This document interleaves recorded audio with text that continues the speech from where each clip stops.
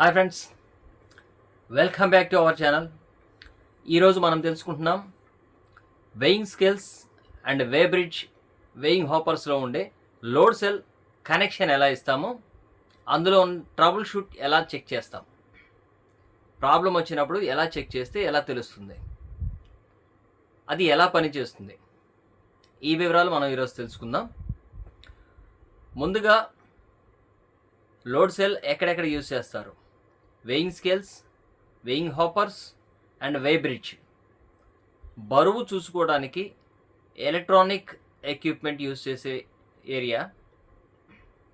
Electronic equipment ద్వారా weighing తెలుసుకునే ప్రతి చోట లోడ్ సెల్ అన్నది యూజ్ చేస్తాం. వితౌట్ లోడ్ సెల్ మనం వెయిట్ అన్నది చూడలేం, ఎందుకంటే వెయిట్ క్యాలిక్యులేట్ చేసేదే లోడ్ సెల్ కాబట్టి. ఫస్ట్ ఈ లోడ్ సెల్ కనెక్షన్ ఎలా ఉందన్నది చూద్దాం. లోడ్ సెల్లో వచ్చేసి మొత్తం 5 వైర్లు ఉంటాయి. 5 వైర్లలో 2 input voltage, 2 signal output and 5వది వచ్చేసి షీల్డ్. ఈ షీల్డ్ ఈ 4 వైర్ల చుట్టూ మీకు ఒక ఆర్మోడ్ లాగా రౌండ్గా మొత్తం వ్యాపించి ఉంటుంది. ఈ షీల్డ్ వల్ల ఎలక్ట్రానిక్ సిగ్నల్స్ ఏదైనా అబ్నార్మాలిటీ రాకుండా, అంటే ఈ వైర్ ఏదైనా మోటార్కి సంబంధించిన వైర్ పక్కగా వెళితే దాని లోడ్, మోటార్తో తీసుకునే లోడ్ ఇండక్షన్ ఏదైతే దీన్ని ఎఫెక్ట్ చేసి సిగ్నల్ని డిస్టర్బ్ చేయకుండా ఈ షీల్డ్ అనేది యూజ్ చేస్తాం. ఈ షీల్డ్ అర్థింగ్ చేసి ఉంటుంది. డిపిఎం లేదా వేమెంట్ రిలేటెడ్ పీసీబీ బోర్డులో అర్థింగ్ చేయబడి ఉన్న దానికి ఈ షీల్డ్ అనేది కనెక్ట్ చేస్తాం. ఇప్పుడు వచ్చేసి ఇన్పుట్ వోల్టేజ్. ఇన్పుట్ వోల్టేజ్ అన్నది మ్యాక్సిమం రెడ్ అండ్ బ్లూ లేదంటే రెడ్ అండ్ బ్లాక్ వైర్లు మాత్రమే ఇస్తారు. మీకు ఆ లోడ్ సెల్ మీద వచ్చేసి సర్క్యూట్ తప్పనిసరిగా ఉంటుంది. లోడ్ సెల్ వైర్ మీద కానీ నీకు ఇస్తాడు, లేదంటే మాన్యువల్ అన్నది ఒకటి ఇస్తాడు లోడ్ సెల్లో. అది చూసి మీరు కనెక్షన్ అన్నది ఆ విధంగా ఇచ్చుకోవచ్చు. ఈ 2 వైర్లు వచ్చేసి మీకు డిపిఎం లేదా ఆ పీసీబీ బోర్డ్ ఏదైతే ఉందో వాటిలో మెన్షన్ చేసిన విధంగా ఇన్పుట్ వోల్టేజ్లు కనెక్ట్ చేయాలి. రెడ్ ఎప్పుడు పాజిటివ్, బ్లాక్ ఆర్ బ్లూ ఎప్పుడు నెగిటివ్. పొలారిటీ చేంజ్ అయితే లోడ్ సెల్ పనిచేయదు. అండ్ నెక్స్ట్ వచ్చేసి సిగ్నల్. సిగ్నల్ కూడా ఇదే విధంగా grey and white or yellow or grey, లేదంటే బ్లూ ఆర్ ఎల్లో, ఈ విధంగా ఒక్కొక్క కంపెనీ ఒక్కొక్క కలర్ ఇస్తూ ఉంటుంది, స్టాండర్డ్గా ఉండదు. అది అందులో మాన్యువల్లో ఇచ్చిన దాని ప్రకారం మనం కనెక్షన్ ఇవ్వచ్చు. ఇది జస్ట్ కనెక్షన్ గురించి నేను చెప్పాను. ఇప్పుడు అది పని చేస్తుందా లేదా అన్నది ఎలా చెక్ చేయాలి? ఇది లోడ్ సెల్ అన్నది వెయింగ్ స్కేల్ లేదా వెయింగ్ హాపర్ దాన్ని కనెక్ట్ చేసి దాని మీద ఒక మినిమం వెయిట్ అన్నది, అంటే ఇప్పుడు మనం ఏదైతే వెయిట్ దాని మీద మౌంట్ చేస్తామో ఆ మౌంట్ చేయడానికి ఒక ప్లాట్ఫామ్ అన్నది అరేంజ్ చేస్తాం కదా, హాపర్ లేదంటే ప్లాట్ఫామ్. ఈ ప్లాట్ఫామ్ వెయిట్ ఏదైతే ఉందో దాని మీద వేసిన తర్వాత చెక్ చేస్తే, అంటే లోడ్ సెల్ కెపాసిటీ 150 kg అయితే 150 kg లోడ్ సెల్ కెపాసిటీకి ఒక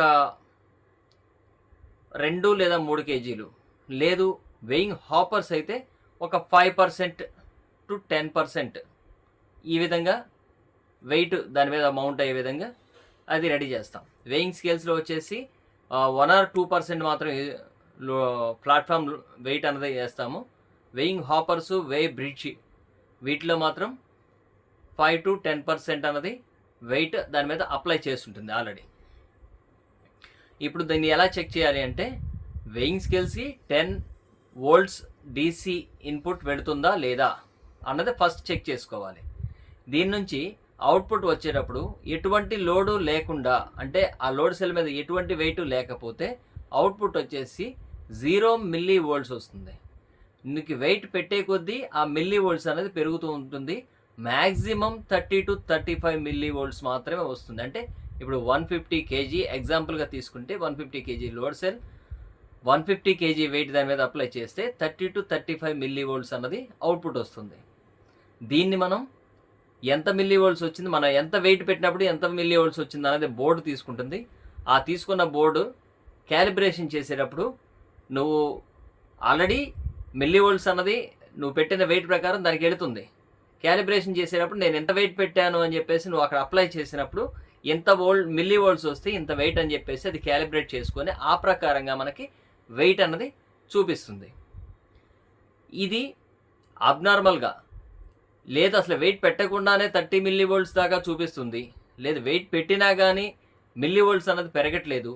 ఇటువంటి సినారియో ఏదైనా కనిపిస్తే కంపల్సరీ నీకు ఆ లోడ్ సెల్ అన్నది ఫెయిల్ అయింది అని మనం అర్థం చేసుకోవాలి.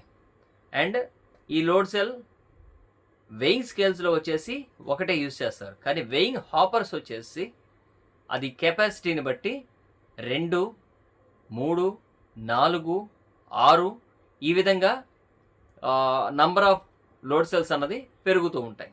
ఈ నంబర్ ఆఫ్ లోడ్ సెల్స్ పెరిగినప్పుడు ఫర్ ఎగ్జాంపుల్ మనకి 1000 kgల వెయింగ్ హాపర్ ఒకటి యూజ్ చేసాం. 1000 kgల వెయిట్ అన్నది దాన్ని చూసుకోవాలి. 1000 kgల వెయిట్ దాని మీద మనం అప్లై చేయాలి అంటే 1200 నుంచి 1500 కెపాసిటీ ఉన్న లోడ్ సెల్ యూజ్ చేయాలి.